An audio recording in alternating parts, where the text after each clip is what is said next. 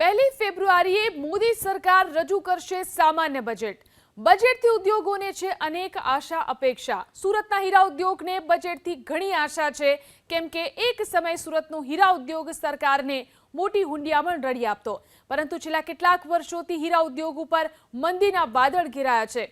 તેવામાં હીરા ઉદ્યોગકારોએ બજેટથી કેટલીક આશા વ્યક્ત કરી છે, જેમાં સામેલ છે સુરતના ઇન્ટરનેશનલ એરપોર્ટને વધુ ફ્લાઇટ્સ ફાળવવામાં આવે, રત્ન કલાકારો માટે આર્થિક પેકેજ જાહેર કરવામાં આવે, રત્ન કલાકારો માટે આવાસની એક અલગથી કેટેગરી બનાવવામાં આવે અને લેબ ગ્રોન ડાયમંડ માટે વીજળીમાં રાહત આપવામાં આવે. કેન્દ્રીય બજેટને લઈને શું છે ડાયમંડ ઉદ્યોગની આશા અપેક્ષા? આપણી સાથે હીરા ઉદ્યોગકારો અને હોદ્દેદારો ઉપસ્થિત છે, તેમની પાસેથી જાણીશું શું આશા અપેક્ષા.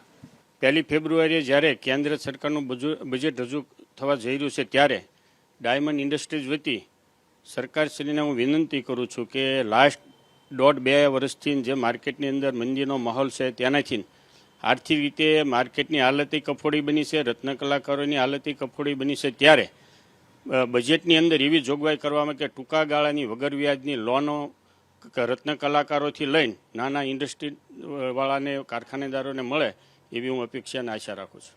તમારી શું અપેક્ષાઓ? કેન્દ્ર સરકાર જે બજેટ રજૂ કરી રહ્યું છે, અવારનવાર કાંઈ ને કાંઈ લોકો માટે એ જાહેરાતો કરતા હોય છે લાભ માટેની.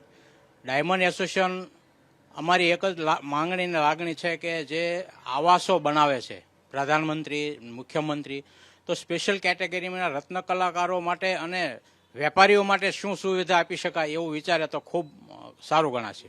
જી બિલકુલ. સ્પેશિયલ શું કહી શકાય આ વખતે બજેટમાં?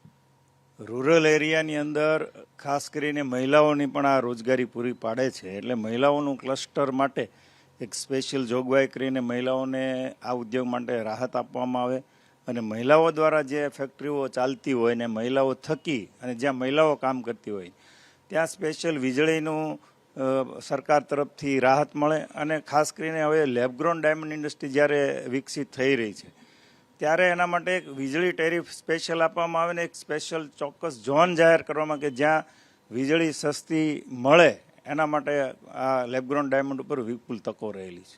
બિલકુલ. તમારી શું અપેક્ષાઓ? મારી એક ઈચ્છા એવી છે ભારત સરકારને કે અહીંયા તમામ ઇન્ટરનેશનલ ફ્લાઇટો ચાલુ થાય, જેથી કરીને ધંધાનો ગ્રોથ વધે, બહારના તમામ કસ્ટમર આવી શકે અને પૂરી સગવડ મળે એવી એક આશા છે. બિલકુલ જોઈ શકાય છે હીરા ઉદ્યોગકારો છે, સાથોસાથ હોદ્દેદારો છે, અનેક માંગો સાથે કેન્દ્રીય બજેટમાં તેઓની અપેક્ષાઓ છે.